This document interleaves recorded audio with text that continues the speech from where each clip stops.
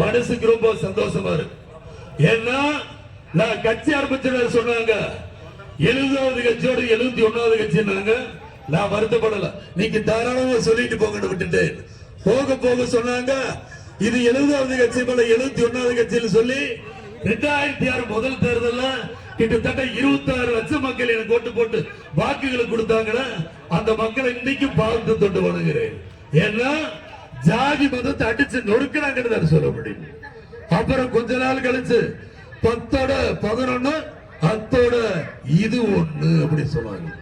ஏன்னா நீங்க எது வேணாலும் விலை கொடுத்து வாங்கலாம், என்கிட்ட இருக்கிற தைரியத்தை மட்டும் விலை கொடுத்து வாங்கவே முடியாது. என் தொண்டர்களும் அதே மாதிரி தான். அன்றைக்கு மன்ற காலத்திலிருந்து இன்னைக்கு டயர் போட்ட காலத்திலிருந்து இன்னைக்கு வேட்டி கட்டி முழு மனுஷனா என் கூட நிக்கிறாங்களே, அதுக்கு காரணம் என்ன? இந்த விஜயகாந்த் கிட்ட உண்மை இருக்குங்கிறதுனாலதான். இதனால வரைக்கும் அதான் இதான் இங்க கட்டியிருக்காங்களே, பேனர்களாக இருக்கட்டும், கைராட்டு எதாகட்டும், இதெல்லாம் சாதாரண படமா? என் தொண்டர்களும் என் இளைஞர் பெருமக்களும் கஷ்டப்பட்டு தினந்தோறும் சம்பாதிச்ச அந்த நாட்டின் நரம்புல கட்டியிருக்க அந்த முறுக்கு கயிறு தான் என் தொண்டர்களுடைய நரம்பு. ஏன் சொல்ற அப்படின்னா, எல்லாரும் ஒரு பழமொழி சொல்லுவாங்க, எல்லாரும் எங்க இருந்து உங்களை பார்க்கிறாங்க, நான் உங்களோட உங்களாக இருந்து அவங்களை பார்த்துக்கிட்டு இருக்க மக்களை இதனால் வரைக்கும் மொத்தம் பண்ணிட்டு இருக்கேன். ஏன்னா கால நேரங்கள் நிறைய குறைவா இருக்கு. பத்திரிகைக்காரர்களுக்கு ஒரு விஷயத்தை நான் தெளிவா சொல்லுகிறேன். கழக பொதுச் செயலாளர்கிட்ட நீங்க எந்த கேள்வியை கேட்கணுமோ அந்த கேள்வியை மட்டும் கேட்கணும், தரமான கேள்வியை மட்டும் கேட்கணும். தரங்கட்ட கேள்விகளை கேட்டு கால நேரங்களை வீணாக்க வேண்டாம். இந்த பொதுக்கூட்டங்கள் மூலமாக நான் சொல்றேன். இந்த பொதுக்கூட்டத்தில் ஒரு விஷயம் உங்ககிட்ட தெளிவா சொல்லுகிறேன். 2026 தேர்தலில் தேசிய முற்போக்கு திராவிட கழகத்தினுடைய கழக பொதுச் செயலாளர் அன்னியார் அவர்களுடைய கரம் எங்கு ஓங்குகிறதோ அங்கு உங்க ஆதரவை வாக்குகளை தந்து தேசிய முற்போக்கு திராவிட கழகத்தை சட்டசபைக்கு அனுப்ப வேண்டியது உங்களுடைய பொறுப்பு. மக்களை ஒரே ஒரு தினம் முரசு சின்னத்துக்கு ஒரு வாய்ப்பினை தாருங்கள் தாருங்கள் தாருங்கள் என்று கேட்டுக்கொண்டு கழகத்தினுடைய இளைஞரணி செயலாளர் விஜய பிரபாகரன் அவர்களுக்கு மனமார்ந்த வாழ்த்துக்களை தெரிவிக்கிறேன். வீழ்வது நாமாக இருப்பினும் வாழ்வது தமிழாக இருக்கட்டும். ஒரு நாள் ஒரு பொழுதாவது எனக்காக நிச்சயமாக இந்த நாடு விடியும். அதுவரை நான் காத்திருப்பேன். என் மக்களை காப்பாற்றுவேன் கூறிக்கொண்டு உங்களிடமிருந்து விடைபெறுகிறேன். தாய்மார்களே, நிறைய பேர் வந்திருக்கீங்க, பத்திரமா போகணும். நீங்க வீடு போய் சேர வரைக்கும் உங்க மாவட்ட கழக செயலாளர் குமார் அவர்களுக்கு போன் போட்டு கேட்டுட்டே இருப்பேன். நன்றி கூறி விடைபெறுகிறேன். நன்றி, வணக்கம் மக்களை, வணக்கம் மக்களை.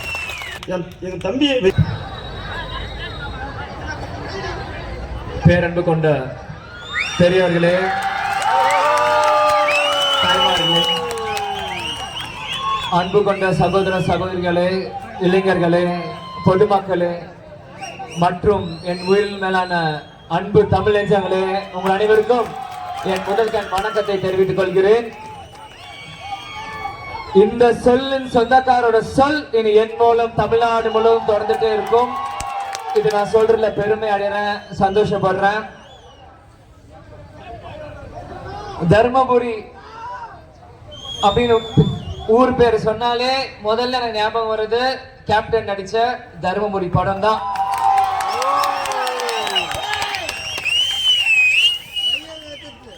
தமிழ்நாட்டுக்கே இல்ல இந்தியாவுக்கே தர்மபுரி ஊரு அப்படின்னு சாப்பிட்ட படம் தர்மபுரி கேப்டன் நடிச்சது பிறகுதான் தர்மபுரி அப்படின்னு ஊருக்கு தெரியும். அந்த படத்தோட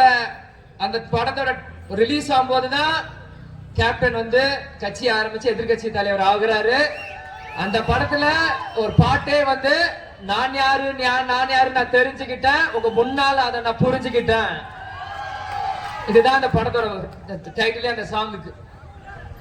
பிறகு தர்மபுரி அப்படின்னு மனசுல ஆழமா பதிகிற விஷயம் என்னன்னா, எனக்கு இளைஞரணி பட்டம் கொடுத்த மாவட்டம் தர்மபுரி மாவட்டம் தான்.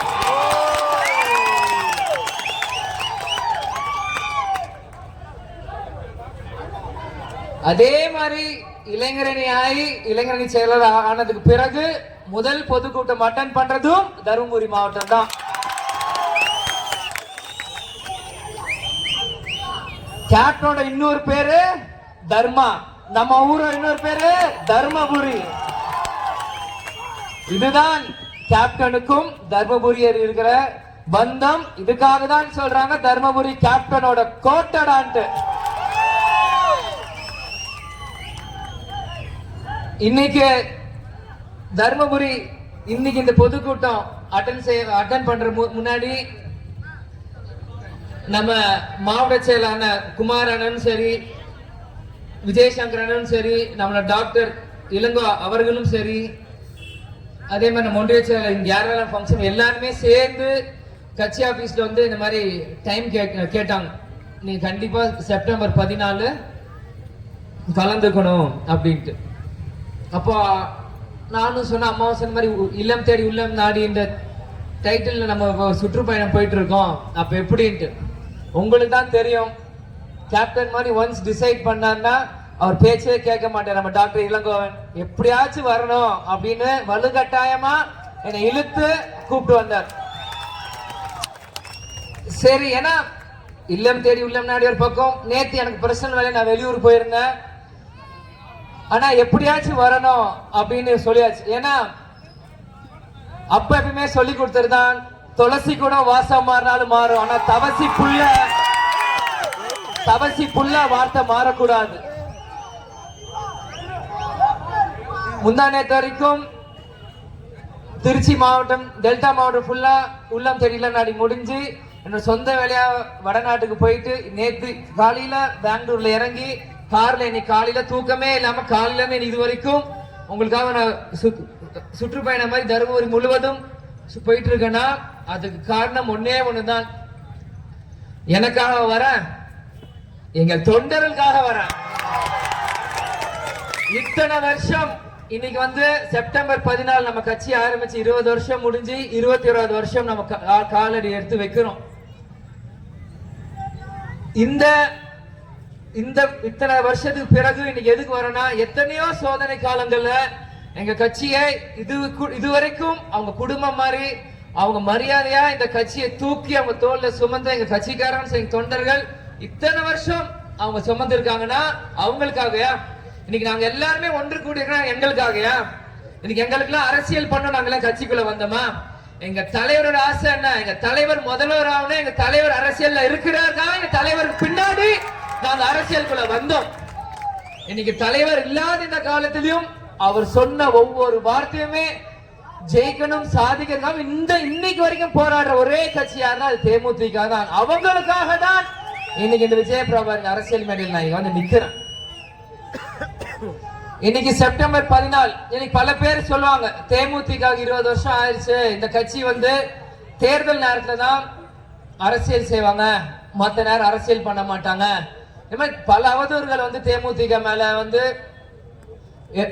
எல்லா வாட்டியும் தேர்தல் நேரத்தில் தேமுதிக மேல அவதூறு பரப்பி மக்கள் மனசுல ஒரு நம்பிக்கை இல்லாத இதை கொண்டு வந்துட்டு இருந்தான். 2005 கட்சி ஆரம்பிச்சு லஞ்சமும் ஊழலும் ஒழிப்பேன்னு சொன்ன ஒரே தலைவர் யாருன்னா அது கேப்டன் விஜயகாந்த் மட்டும்தான். கொள்கை இல்லைன்றாங்க. லஞ்சம் ஊழல் ஒழிப்பேன் சொன்னது ஒரு கொள்கை. அன்னை மொழி காப்போம், அனைத்து மொழி கற்போம் அப்படின்னு சொல்றது இன்னொரு கொள்கை. அது இந்த கொள்கை தருமபுரி மாவட்டத்துக்கு நிறையவே பொருந்தும். ஏன்னா இங்க வேலை வாய்ப்பு இல்லாம பக்கத்து ஸ்டேட் பெங்களூர்ல போய் நீங்க எல்லாம் வேலை பார்த்துட்டு வருவீங்க. அங்க போய் தமிழ்ல பேசினா அங்க கன்னட மொழி தெரியாது. ஆனா நம்ம தமிழ் மட்டுமே சொல்லி கொடுத்து தமிழ்நாட்டுல வேலை கிடைக்காது. சரி, வெளியேறதுக்கு போனா நம்ம தமிழ் உசுப்பு ஏத்தி விட்டு நீ வெளியே போனா இங்கிலீஷும் தெரியல, தமிழும் தெரியல, அங்க போனாலும் வயிற்றுக்கு வழி இல்ல. இந்த மாதிரி நம்மள ஒரு முட்டாள் ஜனமா ஒரு குருட்டு நம்பிக்கையில இத்தனை வருஷம் நம்ம ஆட்சி செஞ்சவங்க மாத்தி வச்சிருக்காங்க. கேப்டனும் அதே தான் 1980 அவரும் தான் இந்தி எதிர்ப்பு போராட்டத்துக்கு போனாரு. பிறகு கட்சி ஆரம்பிச்சதுக்கு அப்புறம் அன்னை மொழியும் காப்போம், அனைத்து மொழியும் கற்போம் என்று அந்த எக்ஸ்பீரியன்ஸ் தலைவர் சொன்னார். இதுதான் உண்மை. அதே மாதிரி உண்ண உணவு, உடுத்த உடை, இருக்கு இருப்பிற இடம், இதுவும் தலைவர் சொல்லி கொள்கையில அதையும் நிறைவேற்றியும் காமிச்சிருக்கிறார். உண்ண உணவு இன்னைக்கும் தினந்தோறும் கேப்டன் 4 குறைஞ்சது 3000 இருந்து 5000 பேருக்கு சாப்பாடு. இருக்கும் இடம் அவர் சொந்த நிலத்துல மதுரையில 25 ஏக்கர் மக்களுக்கு தானமா எடுத்து கொடுத்துட்டார். அவரும் மக்கள் இடத்தை எழுதி கொடுத்துட்டார். உடுத்த உடை இனி நாங்க எங்க தமிழ்நாட்டுல எங்க கட்சி எங்க நாங்க ஃபங்க்ஷன் பண்ணாலும் முதல்ல நலத்திட்ட உதவி கொடுக்கிறது பெண்களுக்கு புடவை, ஆண்களுக்கு வேஷ்டி. அதே மாதிரி சிவகங்கை மாவட்டத்துல ஒரு காலத்துல நெசவு தொழிலாளர்கள் வந்து நஷ்டமடையும் போது அனைத்து அன்னைக்கு ஆட்சியில இருந்தவங்களும் சரி, எதிர்கட்சியா இருந்தவங்களும் சரி, அன்னைக்கு வந்து நெசவாளர்கள் வந்து பாதிச்சாங்கன்ட்டு எல்லாருக்குமே கஞ்சி ஊத்துனாங்க. ஆனா கேப்டன் ஒருவர் தான் நெசவு செஞ்சவர், நெசவாளர் எல்லாத்தையுமே காசு கொடுத்து வாங்கி இலவசமா மக்களுக்கு கொடுத்தார். அன்னைக்கு மத்த கட்சிக்காரங்கள கஞ்சி ஊத்தி அவங்கள வேற மாதிரி காமிச்சாங்க. ஆனா கேப்டன் அன்னைக்கு காசு வாங்கி அவங்கள பிசினஸ் மேன் மாதிரி அன்னைக்கு காமிச்சார். இதுதான் தேமுதிகோட கொள்கை. கொள்கைன்னு கேக்குறீங்களே, அரசியலே என்னன்னு தெரியாம கேள்வி மட்டும் எழுப்புறீங்க. ஆனா அரசியல் என்னன்னு இன்னைக்கு வரைக்கும் காமிக்கிற ஒரே கட்சி தேமுதிக தான். இன்னைக்கு வந்து கேப்டன் வந்து 2005 கட்சி ஆரம்பிச்சார். நம்மளை பத்தி இன்னைக்கு பேசுவோம், மத்தவங்களை பத்தி பேசி எனக்கு என்ன, நம்மளை பத்தி பேசுவோம். நம்மளை பத்தி பேசுறத மத்தவங்க கேட்கட்டும், மத்தவனை பத்தி நம்ம எதுக்கு பேசணும்? நம்ம யாரு முதல்ல காமிப்போம். எங்க பிரஸ் போனாலும் அடுத்தவங்களை பார்த்தே மைக்க நீட்டுறீங்களே, நாங்க சொல்றோம் எங்க பார்த்து அடுத்தவங்க மைக்க போயிட்டு நீங்க நீட்டுங்க. தேமுதிக யாருன்னு நாங்க சொல்றோம். இன்னைக்கு பாத்தீங்கன்னா கேப்டன் எல்லாருக்காமே உழைச்சார். கடைசியில சில பங்கு இருக்குது, ஆணித்தனமான உண்மை, அதை ஒத்துக்கிட்டு ஆகணும். பிறகு கேப்டன் வந்து அவர் நடிக்க தெரியாது, அவர் யதார்த்தமா பண்ற விஷயங்கள் எல்லாமே தப்பான கண்ணோட்டத்திலே பார்த்தாங்க. இன்னைக்கு அதே விஷயத்துல கேப்டன் பிறந்த நாளா இருக்கட்டும் சரி, ஏதாவது ஒரு விஷயத்த இன்னைக்கு அதே விஷயத்தை திரும்பி போடும்போது கேப்டன் தான் சிங்கம், அவர் செஞ்சது கரெக்ட் தான் இன்னைக்கு சொல்றான். அன்னைக்கு தப்புன்னு சொன்ன மக்கள் இன்னைக்கு எப்படி சரின்னு சொல்றீங்க? அப்ப கேப்டன் தப்பா இல்ல மக்கள் தப்பா? இல்ல கேப்டன் நியாயமா இல்ல மக்கள் நியாயமா? இந்த மாதிரி மூளை செலவை செஞ்சுதான் தேமுதிக வாக்கு வங்கியை குறைத்தாங்களே தவிர தேமுதிகோட கெத்து என்னைக்குமே தேமுதிக தெரியும்.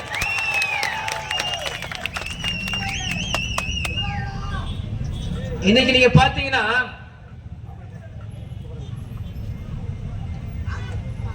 தேமுதிக வந்து இன்னைக்கு நீங்க பாத்தீங்கன்னா எல்லா கட்சிக்குமே இன்னைக்கு தேமுதிக வேணும். இன்னைக்கு வந்து ஒரு பக்கம் தேமுதிக எதுக்குப்பா, அவங்களுக்கு எதுவும் இல்லைன்னு பேசுற ஊடகமும் ஒரு பக்கம், அனைத்து ஊடகங்களும் தேமுதிக போற இடம் பலம் வாய்ந்த அந்த கூட்டணிக்கு பலம் அப்படின்னு சொல்ற இன்னொரு இடம். இது மக்களாக நீங்கள் சிந்திச்சு பார்க்கணும். இன்னைக்கு ஆளும் கட்சிக்கு எதிர்கட்சிங்கெல்லாம் வந்து பிரிஞ்சு கிடக்கு அப்படின்னு ஒரு மெதப்புல இருக்காங்க. எதிர்கட்சிங்க வந்து ஆளுங்கட்சி மேல அதிருப்தியில இருக்காங்க அப்படின்னு அவர் ஒரு மெதப்புல இருக்காங்க. இரண்டு கட்சியுமே சமநிலையில இருந்து ரெண்டு பேரும் ஒரு மெதப்புல இருக்காங்க. ஆனா அந்த இரண்டு கட்சி மெதப்புல போற அந்த கப்பலை ஓட்ட கேப்டன் கட்சி வந்தாதான் அந்த கப்பலை சரியாக ஓட்ட முடியும். அது திமுகவுக்கும் பொருந்தும் அதிமுகவுக்கும் பொருந்தும். இன்னைக்கு பாத்தீங்கன்னா தேமுதிக முன்ன மாதிரி ஓட் பர்சன்ட் இல்ல, அவங்க கிட்ட முன்ன மாதிரி ஆட்கள் இல்ல அப்படின்னு சொல்றவங்க எல்லாருக்குமே நான் சொல்லிக்கிறேன், பேசுற ஏசி ரூம்ல இருந்து தயவு செஞ்சு வெளியே வந்து மக்கள் இடத்துல வந்து பாருங்க. இன்னைக்கு 9 மணி ஆகுது, இன்னைக்கும் இவ்வளவு செலவு செஞ்சு எந்த ஒரு பலனே எதிர்பார்க்காத கட்சி எங்க தொண்டர்கள் தேமுதிக மட்டும்தான். இன்னைக்கு இந்த கிராமத்திலயும் 9 மணி வரைக்கும் இவ்வளவு பெண்கள் இங்க இருக்காங்க. இங்க மெடிக்கல் ஷாப் இப்பதான் 9 மணிக்கு தான் இப்ப கடையை சாத்துனாங்க. இது வரைக்கும் நம்ம மீட்டிங் ஆரம்பிச்சு 3 மணி நேரம் ஆச்சு. இது வரைக்கும் தைரியமா ஒரு மெடிக்கல் ஷாப் திறக்கிறாங்கன்னா அதுக்கு காரணம் தேமுதிக போடுற கூட்டம். எந்த பிரச்சனையும் வராது, இது ராணுவ கட்டுப்பாடு உள்ள ஒரு கட்சி அப்படின்னு தெரியுது. அதே மாதிரி இவ்வளவு பெண்களும் நீங்க நிக்கிறீங்கன்னா தேமுதிக சகோதரர்கள் கேப்டன் போல பத்திரமா வீடு போய் சேர்ப்பாங்கன்ற நம்பிக்கையில தான் இன்னைக்கு இவ்வளவு பெண்கள் நீங்க இருக்கீங்க. இன்னைக்கு பாத்தீங்கன்னா தமிழ்நாட்டில் இருக்க ஒரே ஒரு பெண் தலைவர் யார்? திருமதி பிரேமலதா விஜயகாந்த் மட்டும்தான். நீங்க எல்லா நியூஸ் சேனல்ல அந்த டிபேட்ல நீங்க போட்டு பாருங்க, எல்லா நியூஸ் சேனல்ல வரும் இந்த கட்சிக்கு ஒரு தலைவர், இந்த கட்சிக்கு தலைவர், எல்லாரும் புகைப்படம் போடுவாங்க. ஆனா ஒரே ஒரு பெண் புகைப்படம் இருக்கும். அது யாருன்னா அது திருமதி பிரேமலதா விஜயகாந்த் மட்டும்தான். இன்னைக்கு இவ்வளவு பெண்கள் இருக்கீங்களா? பெண்கள் முன்னாடி வரணும். பெண்கள் நம் நாட்டின் கண்கள். பெண் உரிமைக்காக போராடணும். பெண்களுக்காக யாராவது தைரியமா பேசணும் அப்படின்னு எவ்வளவோ பிரச்சனைகள் உங்களுக்கு இருக்குல்ல. இன்னைக்கு ஒரு பெண் தலைவரா ஒருத்தங்க முன்னாடி வந்து நிக்கிறாங்கன்னா 100% பெண்கள் நீங்கள் அனைவருமே தேமுதிக ஆதரவு கொடுக்கணும். இருக்கிற இரண்டே ஜாதியா நான் ஜாதி பெண் ஜாதின்னு சொன்ன தலைவர் கேப்டன். இன்னைக்கு ஜாதியே இல்லாத சொன்ன கட்சி இன்னைக்கு தேமுதிக. அப்படி இருக்கும்போது நீங்க பெண் தலைவரா இன்னைக்கு வரும்போது பெண்களாக நீங்கள் உங்க முழு ஆதரவும் தேமுதிக கொடுக்கணும். இன்னைக்கு சும்மா ஜான்சி ராணி யாரும் எங்க அம்மாக்கு நீங்க பேர் வைக்கல. ஜான்சி ராணி புகைப்படம் பார்த்திருக்கீங்களா? ஒரு வெள்ளை ட்ரெஸ் போட்டுட்டு குதிரை ஓட்டிட்டு அவங்க முதுகுல தோல்ல ஒரு குழந்தைய சுமந்துட்டு வீச்சருவால ஒரு போருக்கு போற ஒரு பெண்மணி தான் ஜான்சி ராணி. அது எதுக்கு பிரேமலதா விஜயகாந்த் நீங்க எல்லாருமே எங்க அம்மாக்கு எதுக்கு நீங்க எல்லாம் சொன்னீங்கன்னு ரொம்ப நாளா ஒரு மிகப்பெரிய ஒரு கேள்விக்குறி. எதுக்கு எங்க அம்மா ஜான்சி ராணின்றாங்க எனக்கு புரியல. ஆனா இப்பதான் எனக்கு புரியுது. கேப்டன் உடல்நிலை சரியில்லாதப்போ கேப்டனையும் குடும்பத்தையும் தோல்ல சுமந்துட்டு கட்சியை அந்த குதிரை சவாரி போயிட்டு அவங்க மேல பரப்புற அவதூறுகள் அந்த வால் மாதிரி இப்படி நீட்டி ஒரு தனி பெண்மணியாக அனைத்து அவதூறுகளையும் அனைத்து எதிர்ப்புகளையும் சந்தித்து இன்னைக்கு ஒரு பெண்மணி இன்னைக்கு சவால் செய்யறாங்கன்னா அது வரவேற்படுற விஷயம். இன்னைக்கு எல்லாருமே சொன்னாங்க தேமுதிக வந்து பேரம் பேசுறாங்க, அவங்க பணம்ன்றாங்க. டேய் கொடுத்து சிவந்த கரங்கள் கேப்டன். மண்டபத்தை இடிச்சாங்க. இன்னைக்கு கல்லூரி எங்களை விட்டு போயிடுச்சு. கேப்டன் டிவி இல்ல. இன்னைக்கு எதுவுமே இல்லைனாலும் இன்னைக்கு அந்த கெத்தா நாங்க நிக்கிறோம் தெரியல. கேப்டன் எங்களுக்கு கொடுத்த தைரியம் இன்னமும் எங்களுக்குள்ள இருக்கு. ஏன்னா இன்னைக்கு விஜயபிரபா நான் ஒரு இளைஞனா நீங்க வந்து நிக்கிறேன்னா நீங்க பெண்களும் சரி எல்லாரும் நீங்க நினைச்சு பாருங்க. நீங்க நான் 32 வயசுல இங்க வந்து நிக்கிறேன்னா உங்க என் வயசுல இருக்க உங்க வீட்டுல ஒரு பையனா என்ன பண்ணுவீங்க? காலேஜ் படிச்சு முடிச்சோடனே அப்பாவுக்கு வயசு ஆகுதுடா கல்யாணம் பண்ண, உடனே வேற வேலைக்கு போ, குடும்பத்தை நீ தான் பாத்துக்கணும். உடனே பெண்களுக்கு எல்லாருக்குமே ஒரு பயம் வரும். ஏன் நண்பர்களே எங்க வீட்டுல கல்யாணம் டார்ச்சர் பண்றாங்கன்னு இப்பயும் நண்பர்கள் சொல்லிட்டு இருக்காங்க. இன்னைக்கும் வேலை இன்னைக்கும் நண்பர்கள் ஓடிட்டு இருக்காங்க. அப்படிதான் உங்க எல்லாரும் குடும்பத்திலயும் இந்த விஜயகாந்த் பயணம் எக்ஸ்ட்ரா 2 கை 2 கால நானும் அதே மனுஷன் தானே, அதே உங்களை மாதிரி நானும் அப்படியேதான் நானும் இருக்கேன். எனக்கும் சில ஆசைப்பாசைகள் இருக்கும்ல. இந்த வயசுல நான் அப்படி போனேன், இந்த வயசுல இப்படி இருக்கும்ட்டு. எங்க அப்பா என்ன 6 வாட்டி சிஎம் இருந்தாரா? எங்க தாத்தா 6 வாட்டி சிஎம் இருந்தாரா? இல்ல தேமுதிக வந்து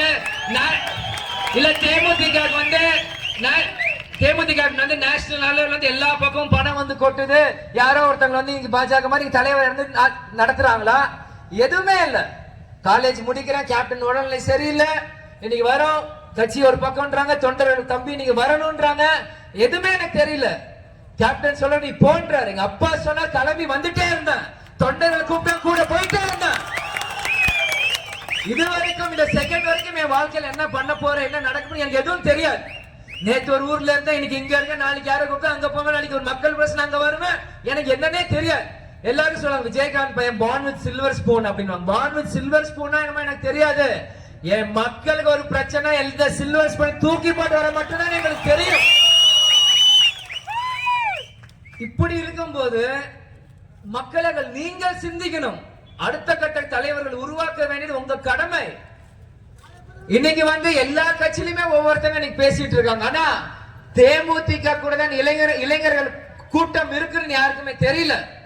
இன்னைக்கு ஒரு புது கட்சி ஆரம்பிக்கலாம், இளைஞர்கள் கூட்டம் கூட்டலாம். ஆனா நம்பிக்கையும் தைரியம் இருக்க கூட்டம் தேமுதிக கூட தான். இத்தனை வருஷம் இனிமேல் நம்ம கொஞ்சம் என்னெல்லாம் இருப்போம் இருக்கலாம்ல. எல்லாருமே நம்மள முதுகுல குத்துனாங்களே, நம்ம யார் முதுகுலையும் குத்த வேணாம்.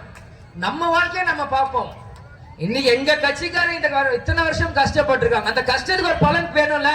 மக்கள்கிட்டயும் நான் கேட்கிறேன், மக்கள்கிட்டயும் கேட்கிறேன். அரசியல் தான் பொதுநலன்றீங்களே, ஆமா பொதுநலத்தோட தான் தேமுதிக செயல்படுது. ஆனா அந்த பொதுநலத்திலயும் கொஞ்சம் சுயநலம் இருக்கணும்ல. 2000 வாங்க எல்லாம் கணக்கு எடுப்போம். 2005ல கேப்டன் கட்சி ஆரம்பிக்கிறார். அன்னைக்கு அதிமுக இருந்து திமுக 2006ல அவங்க ஆட்சிக்கு வராங்க. அன்னைக்கு கேப்டனால ஓட்டு பிரியுது. அன்னைக்கு அதிமுக ஆட்சி அழைக்கிறாங்க. திமுக நம்ம வந்து சப்போர்ட் பண்ணி ஜெயிக்கிறாங்க. 2011ல அதிமுக நம்மள கூட்டணி கூப்பிடுறாங்க, கூட்டணி போறோம், அதிமுக ஜெயிக்கிறது சந்தோஷம், நம்மளும் எதிர்க்கட்சி ஆகிறோம். 2016ல மக்கள் நல கூட்டணின்னு வர்றாங்க. 2014ல மோடி பிஎம் ஆகணும், தேமுதிக தேடி வராங்க.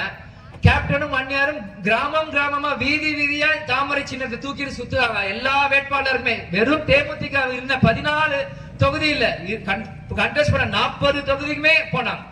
2014 மக்கள் நல கூட்டணி ஒருத்தங்க வந்தாங்க, தேமுதிக வேணும் யூஸ் பண்ணிட்டு போனாங்க. 2019 திரும்பி அதிமுக பாஜக வந்தாங்க, தேமுதிக வேணும்.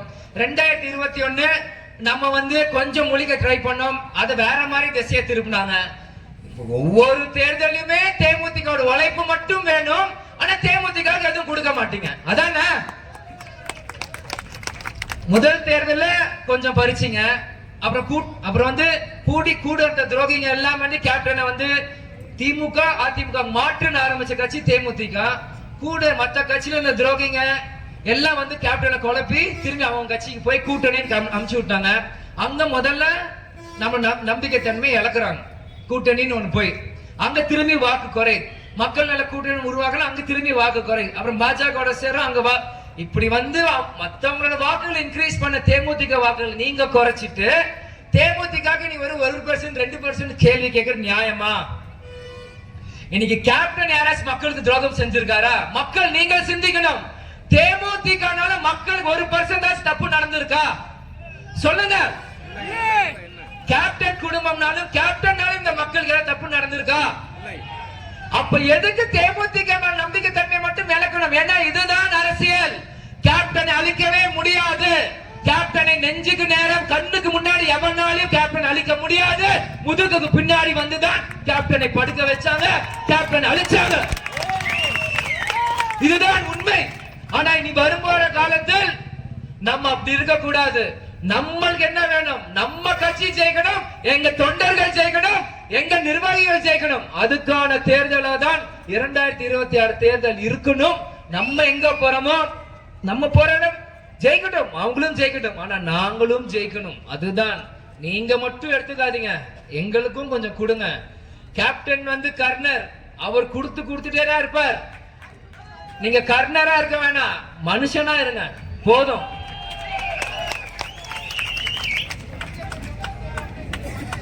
அதனால எல்லாரும் தைரியமா இருங்க, நமக்கான காலம் கண்டிப்பா இருக்கு. கேப்டன் இல்லன்னு மட்டும் யாரும் கவலைப்படாதீங்க, உங்க ஒவ்வொருத்துக்குள்ளயும் கேப்டன் இருக்கிறார். இதுவரைக்கும் நீங்க கேப்டனை பார்த்திருப்பீங்க, திருமதி பிரேமலதா விஜயகாந்த பார்த்திருப்பீங்க. 2 பேரும் கலந்து இந்த விஜய பிரபாரா நீங்க பாப்பீங்க.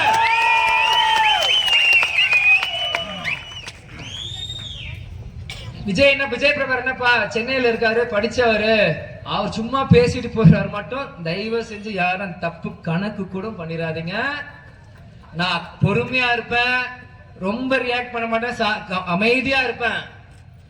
ஆனா ஏதா ஒண்ணு தப்புன்னு தெரிஞ்சதுன்னா கேப்டன் பொங்குற அளவுக்கு எனக்கும் கோபம் வரும். நியாயத்து பக்கம் தான் நிப்பேன். கேப்டன் மாதிரியே தான், தோரையில மட்டும் கேப்டன் இல்ல, குணத்திலையும் கேப்டன் தான். அதை கூட இருக்க நண்பர்கள் தெரியும். ஆனா உங்க முன்னாடி சொல்ல வேண்டிய ஒரு பாக்கியமா அதுக்கு பார்த்துட்டு கருதி உங்க முன்னாடி நான் சொல்றேன். இதே மாதிரி இந்த அரூர் தொகுதியில கேப்டன் செம்மரைக்கட்டை இருந்தவங்களுக்கு வீடு வீடா போய் 10 லட்சம் ரூபாய் பணம் கொடுத்த ஒரே தலைவர் யாருன்னா அது கேப்டன் விஜயகாந்த் மட்டும். 20 லட்சம்.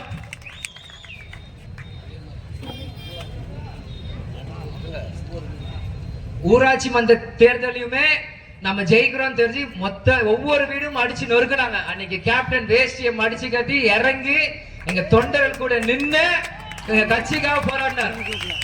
அதே மாதிரி நான் வேஷ்டி கட்டல, இந்த மாதிரி ஏதாவது பிரச்சனை காலரை தூக்கி விட்டு நானும் வருவேன்.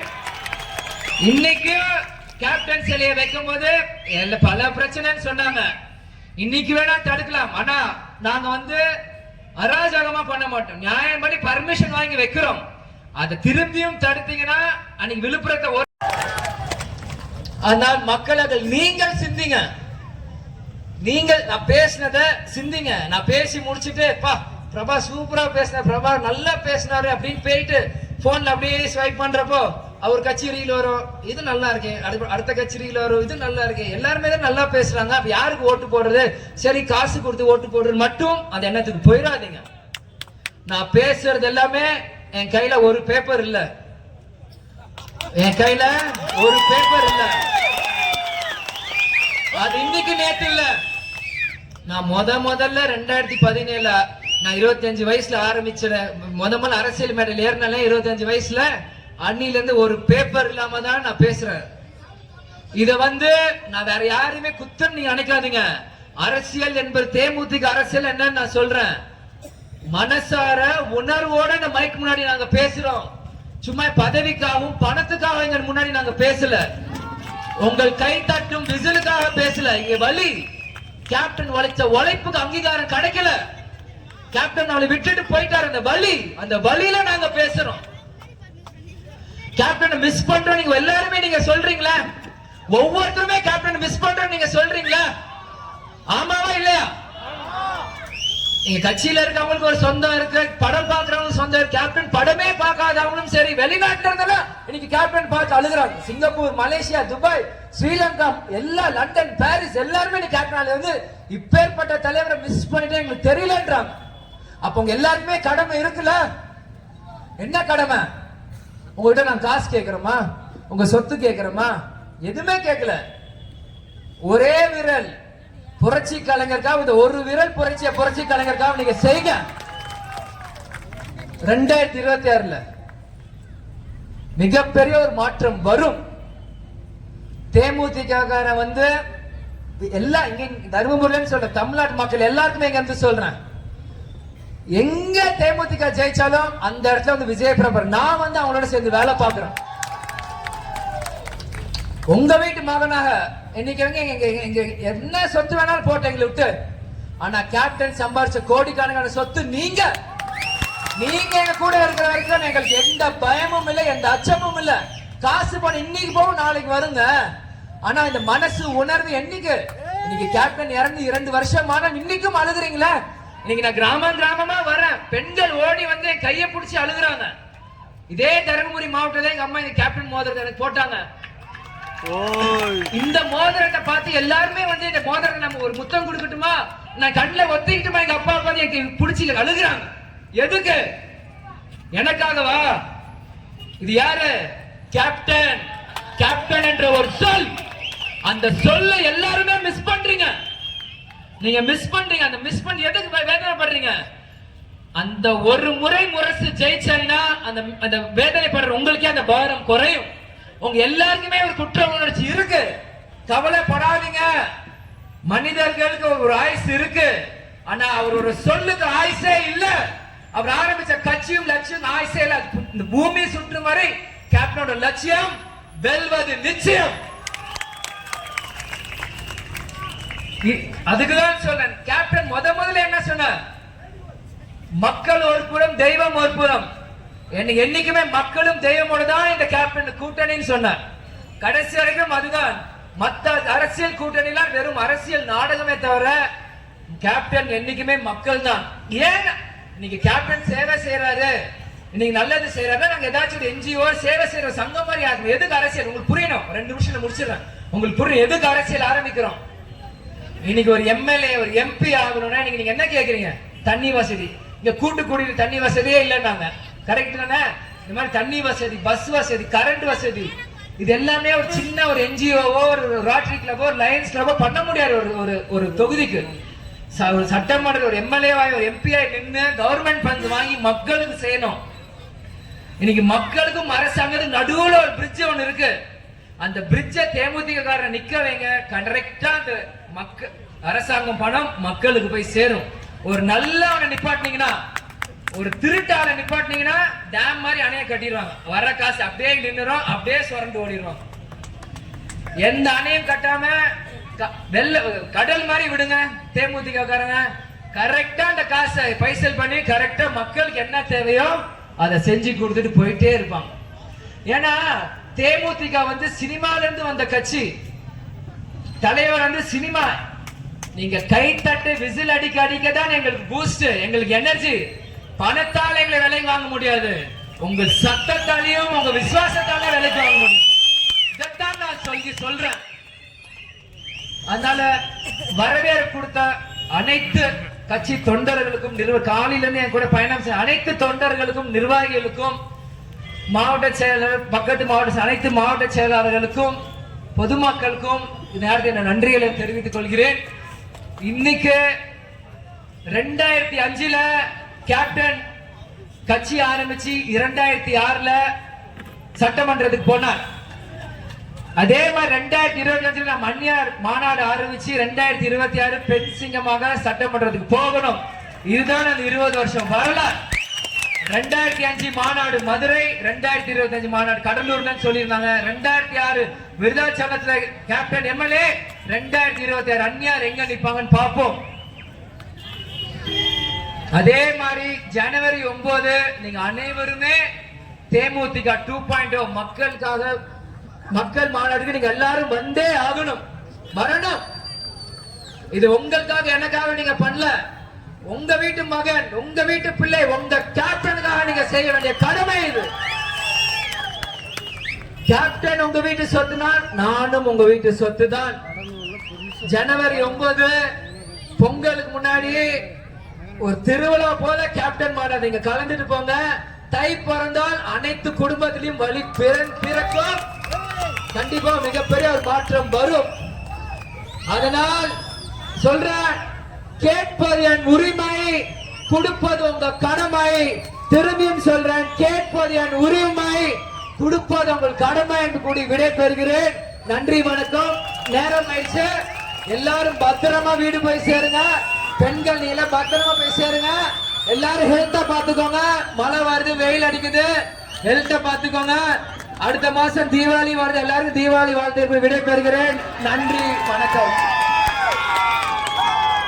நன்றி உரை அரூர் நகர கழக செயலாளர் கார்த்தி அவர்கள் நன்றி உரையாற்றுவார். ஹலோ ஹலோ ஹலோ, இங்க வந்திருக்க அனைத்து உள்ளங்களுக்கும் அரூர் நகரத்தின் சார்பாக